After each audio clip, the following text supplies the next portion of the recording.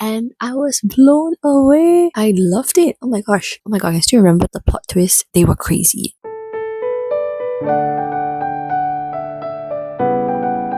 Hi, welcome back to another video. So as you have seen from the title and the thumbnail, today is yet another 2024 wrap-up video, and we are going to be talking about my favorite books of 2024. This is already part 3 of my year-end series. I already posted my anticipated releases of 2025 and as well as my worst books of 2025. Watch those if you haven't already. For worst books, I removed the ratings and did categories, but for best books, I think I will keep it to ratings because I feel like it's quite a good representation of the books that I've enjoyed. And as usual, the books within each rating are kind of equal standing, I guess. I did try to rank them, but it changes day by day, so let's just say that the books in each ratings are of equal standing. But before we begin, right, I just nice have 24 favorites, but I have 2 honorable mentions because they didn't really quite make it to the list, and I also wanted to limit it to 24. So first book that I would like to talk about is Somewhere Beyond the Sea. Actually, I read it for a video, but that video is not going to come out yet. It's kind of spoilers, but it's okay. This is the sequel to House in the Cerulean Sea, and I didn't know this was happening until a few months ago, so I read it recently and immediately came back to the world. It was very instantaneous, like the characters are still very lovable. The interactions between each of them is quite good, but I would say that the plot felt quite similar to the first book, except that now we have Linus in the story now on the same side. It was kind of like a mixed feelings kind of thing, but I did give it 4 stars still because I loved it. I liked the heartwarming feels that it gave me. Next honorable mention is Wayward, which is a historical fiction book, and if you have been watching my book videos, you would know that I don't tend to gravitate towards historical fiction. I actually read this because it won historical fiction for Goodreads 2023 Choice Awards and went in with 0 expectations and actually enjoyed it quite a lot. So it follows the stories of 3 women in different points in time. So there's one in like the 19th century, one in present day, things like that, and I think they're kind of connected. I've read similar stories before in that we follow 3 women, all have different points of view in the story, and you follow their separate storylines, and those didn't really work for me, but Wayward did for some reason. It talks quite a lot about sexual assault or like abusive relationship, so be mindful of the trigger warnings, but I was hooked, which is really rare. So any historical fiction that I actually enjoy needs to be talked about, even as an honorable mention. Now on to the official list, 24 books, starting with the 4 stars. First book is Wildfire, which is so surprising because I read Icebreaker. Wildfire is part of the Icebreaker series, and it's the second book. Icebreaker is on my worst books of 2024 list, so the fact that Wildfire is on my best books, it's kind of mind-boggling. So from what I remember of Wildfire, it follows our 2 main characters. They have a one night stand, I think, and then afterwards they were like, okay, we're done with each other, but then they find themselves at the same summer camp where they are both camp counselors. I think what appealed to me was the whole summer camp plot, because having read the Percy Jackson series growing up, I love summer camps. Like, it gives me that very nostalgic feels. Did I ever go for a summer camp? No, I did go for like primary school and secondary school camps, but they don't feel the same as what I read about in books. Yeah, it's more of like a nostalgic feeling in my brain from where I read it when I was younger. So it has a soft spot in my heart, but also the fact that our male main character Russ is very cute. He's an adorable introverted boy, which I don't think we get to read a lot of about in books. Like, mostly the male main characters are either grumpy or enemies to lovers. You get snarky characters, charming characters, or even like golden retriever boys, but introverted boys, oh my gosh, very cute.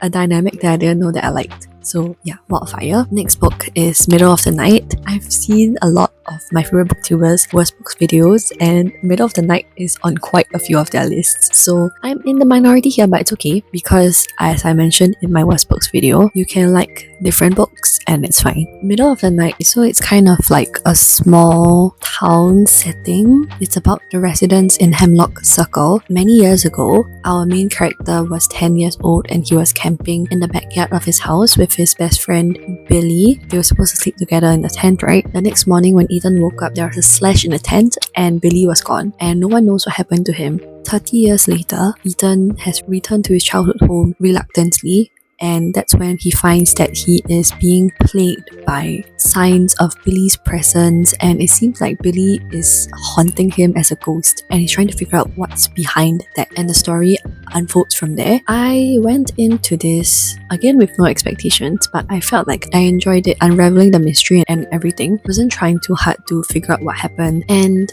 the reviews were quite interesting to me. I would like to talk about spoilers, but before I continue, just know that I enjoyed this, contrary to, it seems, majority's opinion. Maybe because I don't read a lot of thrillers, but I feel like it also takes quite a lot for me to actually enjoy certain thrillers. So yeah, take with it what you will. Into the spoilers part, when we have stories with like hauntings or paranormal hints of what is happening, it kind of disappoints me when actually it turns out that it wasn't like a legit paranormal thing, but rather like a human doing it. But Middle of the Night is one of those examples, but I wasn't disappointed by it. I was actually very pleasantly surprised. So yeah, I don't know what magic Riley Sager did, but I enjoyed it. I'm glad that I appreciated this story, contrary to what a lot of people seem to not like. Okay, next is Fangirl Down by Tessa Bailey. This is the first book of like a sports romance series by Tessa Bailey, and I went into this thinking, I think all of these books have a trend here and there. I didn't really expect much, but I was all pleasantly surprised. This one we follow golf, which is a sport that I haven't read about before in books, and the main character is like a golf star who is kind of in the yips moment, but he has always had his number one fan support him in all the events, until there was one particular match when he kind of lost it, and then he went to break his fan's signboard and told her to go home, and afterwards she really quit being his fan from the incident. Then I think he went to apologize or something, and then noticed that she was in a shop. Basically her parents own the shop, but it went through a tsunami or something like that. She is freaking out because insurance fund that she was supposed to set aside for the shop, she used it to fund her diabetic stuff because she is diabetic. And then he kind of reaches out a helping hand and was like, I'll hire you to be my caddy, and then you can earn back the money. And it's a lot of money, which I didn't know about, but yeah. So that's when their relationship upgrades from just idol and fan to boss and caddy, and then also friends, and then afterwards relationship. And it's really very cute in that didn't expect there to be diabetic representation, but there we have it. And it's actually talked about quite at length also, and how he's so sweet because he will like carry her insulin shots with him in his pocket, whatever, and also has an alert on his phone that notifies him when her blood sugar is down. And then there was once when he just dropped everything and ran to her because the notification rang, and it's like so cute. But yeah, I loved it. And the epilogue, oh my goodness, very very cute. Okay, next is Cross Country Christmas, which is a road trip Christmas romance. The male main character is the female main character's brother's best friend, and they used to be like quite close and stuff. The female main character used to have a crush on him, but because of something that happened years ago, there was a rift, and so she decided not to have a crush on him anymore. Then now she needs to ask him for a favor to get back home together because she's scared of flying and she doesn't want to take a bus. I normally don't like road trip romances, and I don't like second chance romances, but somehow this book kind of worked for me. I say kind of because the female main character was quite annoying at the start, acting very entitled, because the guy was technically doing her a favor, but because of this rift that he did that he doesn't know about that hurt her, she was being very rude to him. And another thing was, there are a few sexist comments. Watch my Christmas video for the full details, but that's all I remember. But I cried while reading this book, which is saying something because I rarely cry in books, and I don't want to spoil it because you have to read it. I think you'll know at what part I cry because it's very obvious, but yeah, it's really very cute, and just want to say that his relationship with his family is very cute. Yeah, so those were the 4 stars, and now 4.25 stars. First book is Lunar New Year Love Story, which is the only graphic novel I've read this year. It's really really thick. I read it in the same video where I read Fangirl Down, so you can watch it to see how big it is. But it's huge, and it really read like a full novel, just that it has illustrations to it. From what I remember, this story follows our female main character who grew up loving Valentine's Day because she would give out cards to her friends and things like that. But then something happened such that she's not into that anymore, and she's from a single parent family with just her dad. And then I think when she's in high school, she's approached by this very scary person. It's kind of magical realism, I would say. It's like you have to find your true love. If not, you need to give your soul to me so that you won't get hurt by love anymore. And she agrees to it, and she has to spend that time finding her true love. And so it's that whole story arc, and it also incorporates lion dance because she joins the lion dance club in her community. That's where the relationship kind of happens also. So it is really very pretty, the artwork, and the story felt very complete. And I get why it had to be so thick, because the story is quite complex. It's thick, but because it's a graphic novel, I didn't take as much time reading this than I would a full-length novel, but it's still good, and I really recommend to like anyone who needs a short break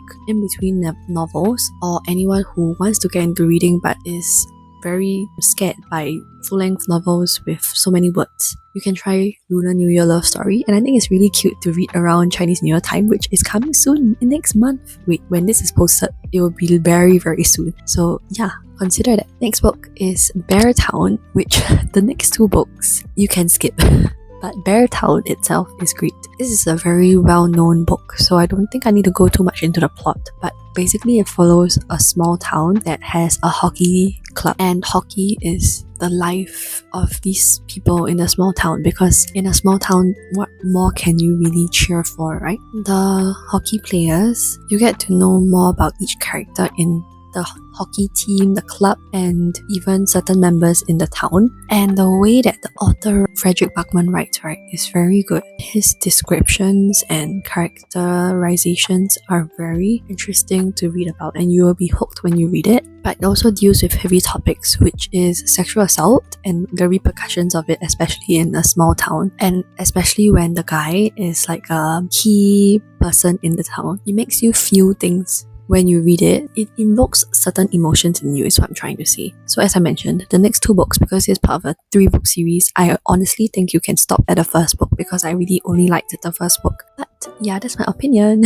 Okay, next book is The X Talk by Rachel Lynn Solomon. This book, I just randomly picked it up one day because I was like, why not, right? I've been wanting to read it for so long, and I was blown away. This one, it follows our two main characters who are working in a radio station. So our female main character is more experienced and has been working there longer, and then the guy is kind of like a newcomer, but he has a degree in journalism, but I'm not sure completely. The guy gets on her nerves because he's always going on about his degree, what he studied in university and things like that, and it kind of comes across to her as saying that he has the qualifications and she doesn't, so he pulls more weight even though she has been working there for longer. And then one of the shows that the female main character is managing is forced to come to an end because it isn't doing well in terms of ratings. So then she proposes a new show where they talk about romance, and then somehow they come into some plot in that the two main characters have to fake that they were exes, and then they're going to be the hosts of the show and make it known to the public that they are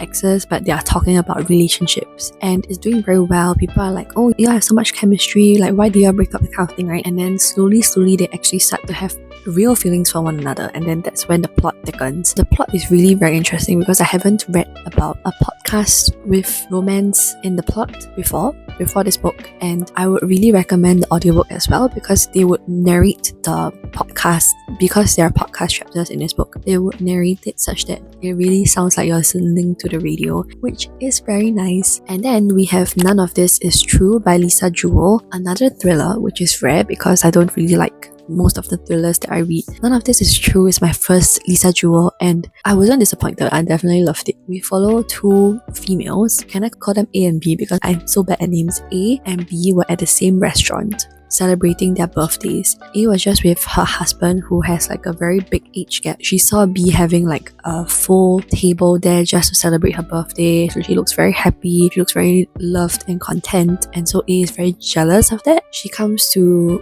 talk to B in the bathroom and then finds out that B was a person who does podcasts. A went back to listen to all of B's podcasts, and then somehow she runs into B again outside B's children's school, and then she starts to talk to her and was like, actually, I think I would make a great subject for your podcast. Would you like to make a podcast about me? And then that's how their relationship starts to deepen and tangle together. We then come to find out that A has a lot more secrets than what it seems, and it's very sinister. It's not the kind that is very scary, that tries to scare you up front, but it's more of the fact that it slowly creeps on to you, and it's like, oh my goodness, this woman, like, oh my god. Read it for yourself and get creeped out. I literally couldn't put this book down towards the end because I was like, I need to find out what happens to this woman and like, how is she doing all of this? Okay, next is Cat Cafe Christmas, and this one is a very cozy, cute book. Gave me all the Christmas vibes. So basically, our female main character is running a cafe with her best friend. It's a cafe come vet clinic that is in the works, but our main character is a veterinarian, so she is responsible for all the cats in the cafe's health and everything, but their business isn't doing very well. One day, she's on the way to work when she sees a long line, and of all the days, because her best friend is not around and a part-timer is going to come late, and she has some kind of social anxiety after something that happened to her regarding the media a few years ago. Then she comes across the male main character who is there because he's on the way to work and the cafe is near his office, and he was the one responsible for the long line because he works in a marketing agency, and one of their projects is to spotlight small businesses in the town to help them boost their business. So obviously when she finds that out, she's like, oh, we don't need kind of marketing that invites people to come just to take a selfie and then get some voucher and then they're just never going to come back again. But afterwards, they run into each other a few more times and then they start to warm up to each other, one of which involves the guy finding a kitten in the home that he's renovating. So then he has to interact with our female main character, and then he has to keep the kitten for a while because there's no space. And then it's so cute because he had no intention of adopting the kitten and he wasn't like a pets person, but the kitten slowly grew on him such that he's like becoming whipped for the kitten, and it's so cute to see. And at the start of each chapter, there will be a description of each of the cats in the cafe as well as a cat illustration. I had the best time googling all the different breeds and trying to put a picture to the name, and then when the cats actually get mentioned in the book, I can be like, oh yeah, I know what you look like, and it's very cute. I feel like I'm becoming more of a cat person from this book. So yeah, very cute and very cozy. Bookshops and Bone Dust. This is the prequel to Legends and Lattes, which I thought it was good, but I actually enjoyed Bookshops and Bone Dust more. Both books have very found family cozy vibes, just that this book, it follows Viv's career because it's a prequel to Legends and Lattes, right? Before she put down her ex when she was a mercenary, she took a break in a small town, I think, and then that's where essentially the story happens. She comes across another character in a bookshop, and then it's like a little friendship that is made and a summer fling. Most importantly, there is a very cute character here. I think he's a Griffith or something like that. Very cute. I love it when books have little animal companions and they just make the story so much better. I enjoyed this more than Legends and Lattes. I don't know why, because theoretically both books are the same kind of concept, but yes, I enjoyed this more. Not to say that I didn't enjoy Legends and Lattes, because I still gave it quite a good rating, and it was also cozy and good vibes. And I am now discovering that there is a sequel coming up soon. I gave both books the same ratings. They both give me the same kind of vibe, but in my own memory, I somehow would place Bookshops and Bone Dust higher than Legends and Lattes. They are the same rating, but I don't know why, I just get that feeling. So yeah. Next is Divine Rivals. So this one is kind of historical fiction also, which historical fiction, fantasy, magical realism. In this story, we follow our two main characters who are rival journalists, and our female main character is writing letters to her brother. She wouldn't mail them, I think. She puts them in a closet, but somehow the letter gets delivered to our male main character, who then replies her, and then they start to become pen pals without knowing who the other person is. So it's like, you know, like they are actually rivals in real life, but then they are also friends in the pen pal world. Very cute. The concept is amazing. There is also a war happening here, so there's also that's going on in the background. I preferred the first book to Ruthless Vows, which is the second book, because of the novelty of the plot and how the fact that they didn't know who the other person was, but I would recommend this book still. Next book is Serpent and the Wings of Night. This one is a romantasy that reminded me of Hunger Games, just that if there were Hunger Games in the world of vampires, because there is a whole tournament that's happening, and we also have our two main characters that are kind of enemies to lovers, and they're just competing to see who will win the tournament, while also sparks fly in the background. And really enjoyed this more than I thought I would. The second book though, yeah, I didn't enjoy that, so I can't tell you to stop reading this first book because the story continues on in the second book, but I would say you might enjoy the second book more than me, so I would still recommend Serpent and the Wings of Night. And our last book in the 4.25 stars category is Betting on You. I wasn't expecting to like this as much as I did, but I should have known, because when Lynn Painter writes YA, you know it's going to slap. Charlie freaking Sampson, our main character, won me over because he's obsessed with a small grey kitten. Do you remember a kitten that was in Christmas at the Cat Cafe? I think I have a weakness, guys. I have a weakness for guys who are obsessed with kittens.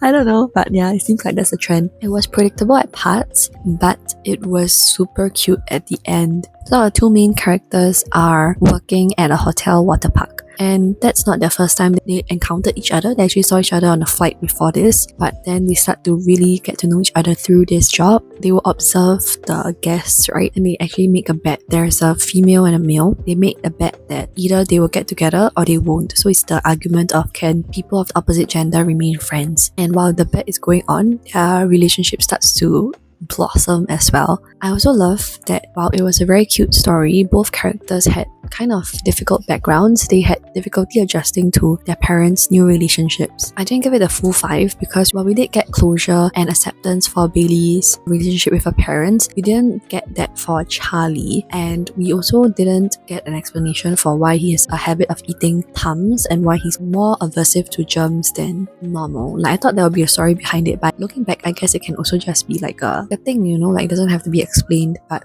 that's my thoughts on the book, and I still loved it. I worry about the length of this video because how are we not done yet?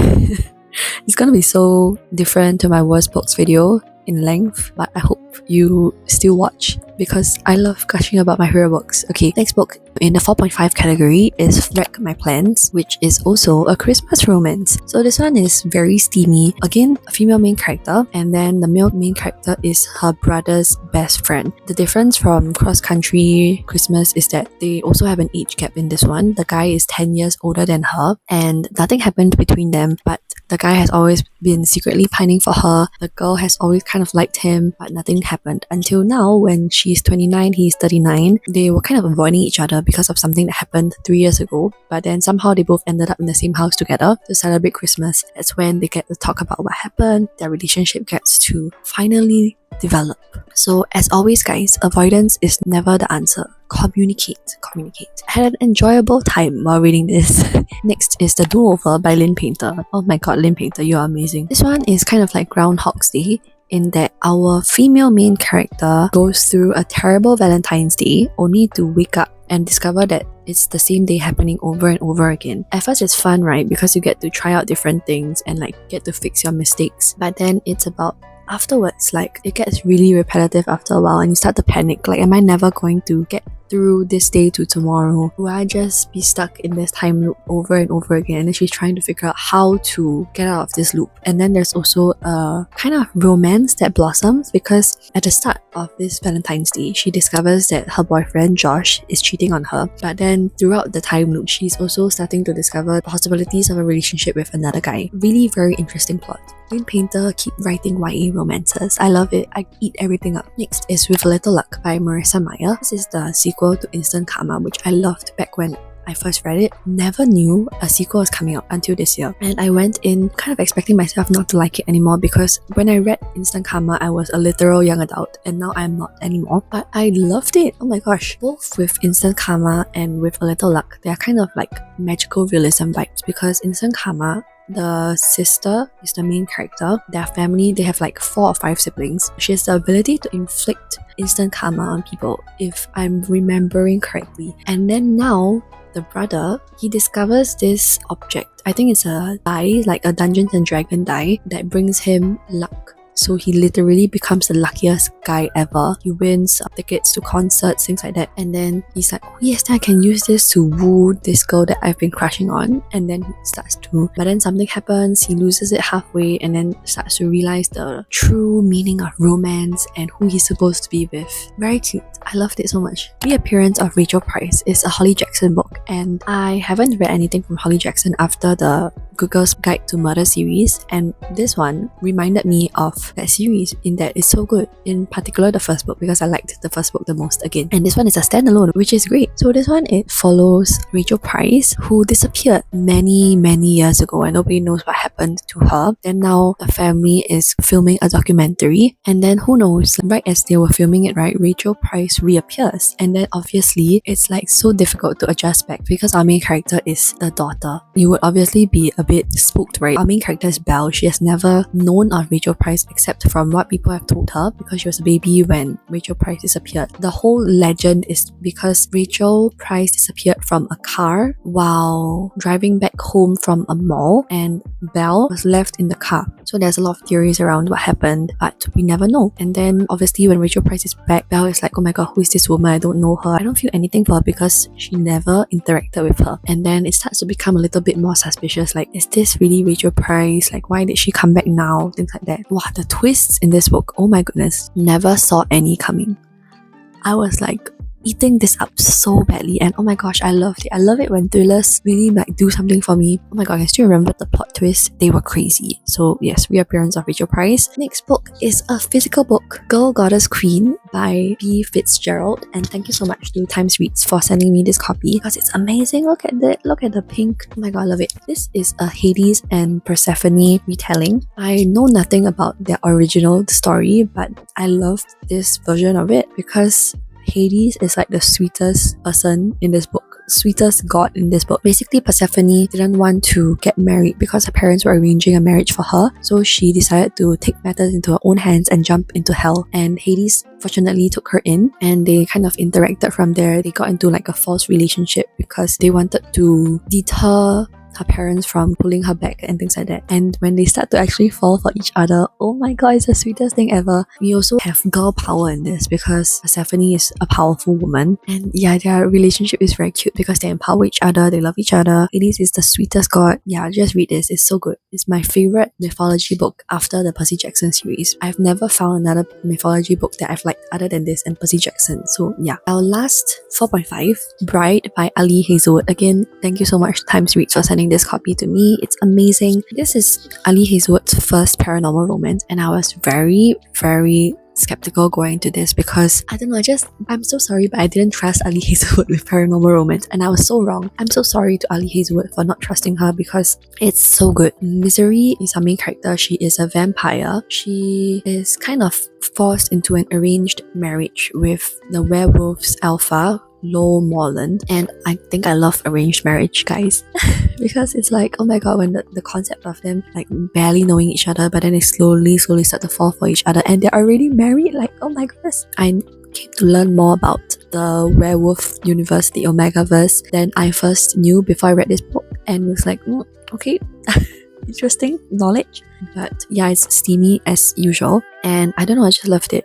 It's also like a little political, but I didn't mind because it wasn't too overpowering. Lo Morland has like I think it's his younger sister, and he's very protective of her, very caring towards her, and I love to see it. There was a scene where Misery and Lo were like talking at night, and then he was just casually spreading jam on bread, and then Misery was like, oh, why are you doing that? And then it turns out moments later his sister came to him, running to him because she had a nightmare, and he was like, okay, here's your sandwich, and she was still asking him like, do you cut the crust off? And he was like, yeah, of course I did. Sweetest guy, guys. Oh my god, I love it. Predictable, but did I eat it up nonetheless? Yes. Okay, we are down to our last 5 books. Oh my gosh. Okay, 4.75 stars. Fourth Wing.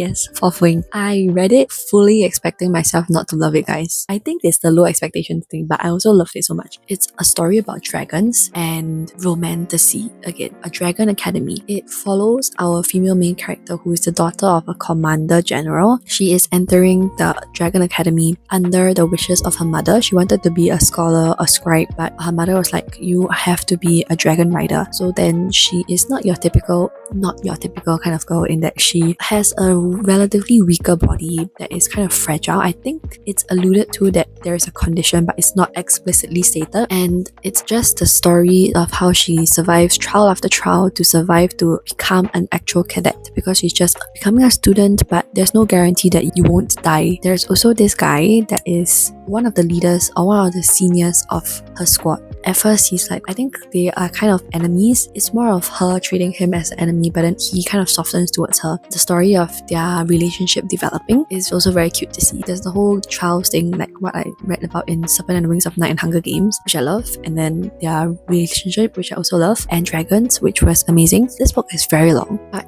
I couldn't eat it up fast enough. Like there was a night, right? That one night, I didn't want to put the book down because it was so good. And the best part are the dragons, okay? The dragons, because to be a dragon rider, you need to have a dragon. So then there's the whole thing about choosing the dragons, or more of the dragons choosing you. And the dragons are very scary. They have character. So yeah, I love it so much. I haven't read Iron Flame though because I heard everyone hates it. So I'm very scared. But yeah, I will get to it nonetheless. So that was Fourth Wing. And now last physical book is Funny Story by Emily Henry. It's my favorite Emily Henry that she has written to date. Okay, it's so good. It's so good. Our main character is Daphne. She has had this fiance called Peter. On the night of his bachelor's party, he came back the next morning telling her that he doesn't want to be with her anymore and he's gonna get together with his best friend, childhood best friend. And then he's like, can you please move out of the house that we share because I'm gonna move in with my childhood best friend. Like, such an asshole. She has nowhere to go, so she ends up rooming with the guy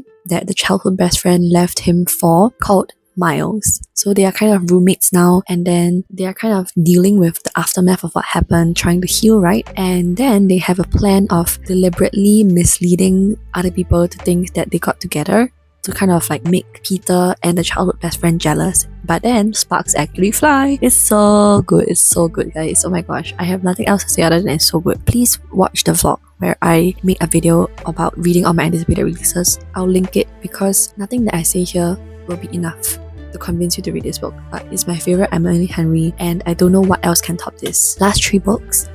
The 7 Year Slip by Ashley Poston. Oh my goodness, this is an objectively good read, okay? It's 5 stars, no one can say otherwise. This one, it follows our female main character who is living in this apartment. I think it was her aunt's apartment. Her aunt passed away. One day, she discovers that this mysterious guy appeared from the apartment and she's like, what?